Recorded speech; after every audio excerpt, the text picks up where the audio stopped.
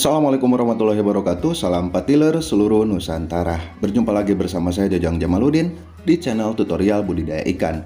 Di video kali ini saya akan membahas tentang kelebihan dan kekurangan kolam tanah untuk budidaya ikan lele. Jika sahabat budidaya ikan lele di segmen pembesaran lalu memilih kolam tanah sebagai media untuk budidaya, kolam tanah memiliki kelebihan dan kekurangan. Saya akan membahas dulu kelebihan dari kolam tanah. Yang pertama kelebihannya, kita bebas mengaplikasikan pakan. Pakan tersebut tentunya ada pakan pabrikan, ada juga pakan alternatif. Kita bebas memilih pakan mana yang akan kita aplikasikan. Tentunya untuk menunjang kemaksimalan pertumbuhan dari budidaya ikan lele ini, kita akan memilih pakan pabrikan yang berprotein tinggi. Namun sangat disayangkan, harga pakan pabrikan kian hari kian naik saja. Banyak para pembudidaya ikan lele yang berpikir keras bagaimana caranya bisa melanjutkan budidaya ikan lele di segmen pembesaran dengan biaya kos pembelian pakan yang murah. Maka dari itu, tidak sedikit para pembudidaya ikan lele di segmen pembesaran yang beralih menggunakan pakan-pakan alternatif. Jika sahabat berbudidaya ikan lele di kolam darat, katakanlah kolam terpal ataupun kolam tembokan, mungkin sahabat akan berpikir dua kali untuk mengaplikasikan pakan alternatif. Dikhawatirkan air kolamnya rusak atau kolam kita menimbulkan bau yang kurang sedap, maka dari itu kita akan berpikir dua kali. Tapi jika sahabat menggunakan kolam tanah sebagai media untuk budidaya ikan lele segmen pembesaran, maka pakan alternatif ini adalah salah satu pilihan yang tepat untuk sahabat aplikasikan. Tanpa ada rasa khawatir dan rasa takut air kolam menjadi rusak ataupun air kolam kita menimbulkan dampak bau yang sangat signifikan. Dikarenakan kolam tanah ini memiliki banyak sekali kelebihan, di antaranya itu bebas mengaplikasikan pakan. Pakan pabrikan boleh kita aplikasikan, pakan alternatif pun bisa. Selanjutnya, kelebihan dari kolam tanah adalah bisa tebar padat. Setiap pembudidaya mungkin menginginkan tebar padat karena untuk memaksimalkan hasil. Tapi padat tebar ini seringkali banyak kendala, terutama di kolam darat, kolam terpal, ataupun kolam tembokan. Maka dari itu, kepadatan tebar dalam satu kolam pun itu ada batasnya. Lain halnya di kolam tanah, pembudidaya pemula pun bisa melakukan tebar padat. Seperti contoh kalau misalnya di kolam terpal ataupun kolam tembokan, mungkin untuk seorang pemula kepadatan tebar hanya di angka 100-150 ekor per meter persegi. Tapi kalau di kolam tanah, seorang pemula pun sanggup untuk menebar padat, yaitu di angka 200-300 ekor per meter persegi. Apalagi kalau pembudidaya yang sudah ahli, yang sudah terbiasa, itu bisa mencapai 400-500 ekor per meter persegi kalau budidaya di kolam tanah. Kelebihan selanjutnya yaitu pertumbuhan lele sangat cepat. Kenapa pertumbuhan lele sangat cepat di kolam tanah? Karena lele serasa ada di habitat aslinya, padahal sedang kita budidayakan, namun media yang kita gunakan yaitu kolam tanah. Jadi dikarenakan lele adanya di kolam tanah, lele serasa ada di habitat aslinya.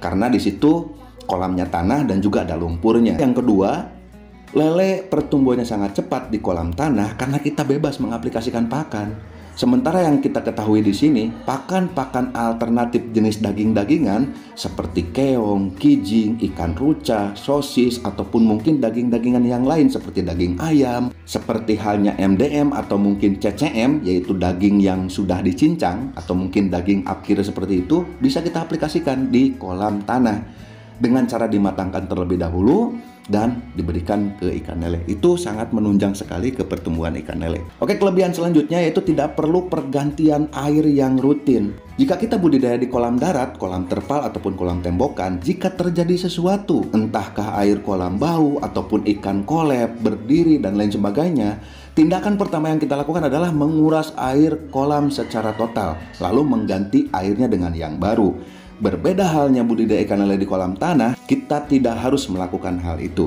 Yang kita lakukan hanyalah penambahan air saja dengan cara diplotro. Diplotro itu air baru masuk, air lamanya terbuang. Lakukan pergantian air dengan cara plotro tersebut hingga ikan lele kembali normal. Umpamanya yang tadi yang berdiri bisa sehat kembali. Atau mungkin yang air kolamnya bau sampai air kolamnya tidak bau, baru kita hentikan. Saya sendiri kalau melakukan plotro seperti itu bisa sehari semalam. Umpamanya pagi hari saya lakukan plotro, air baru masuk, air lama terbuang, sampai ketemu besok paginya lagi Ketika ikan memang sudah stabil, baru saya hentikan. Oke, kelebihan selanjutnya, bebas bau amonia. Kenapa air kolam lele yang budidayanya di kolam tanah itu bebas bau amonia? Karena kolam tanah ini mempunyai resapan alami. Rata-rata kalau kita budidaya ikan lele di kolam tanah, jarang sekali tertimpa bau air kolam atau bau amonia. Karena memang resapan alami dari tanah tersebut berfungsi sangat cepat sekali untuk menetralisir segala sesuatunya yang menyebabkan air kolam menjadi bau. Kelebihan yang terakhir yaitu persiapan awal budidaya yang sangat mudah. Tidak perlu repot-repot untuk menghijaukan air, untuk ini, untuk itu. Kenapa demikian? Perlu kita ketahui bahwasanya kalau kolam darat itu adalah kolam buatan. Segala sesuatunya harus kita buat. Untuk air kolam menjadi hijau kita buat. Agar lele menjadi betah, sehat, dan tumbuh di kolam kita, segala sesuatunya dibuat. Beda halnya dengan kolam tanah. Kolam tanah ini memiliki sifat alami. Asalkan pakannya terpenuhi dengan baik, pasti lele akan tumbuh di situ.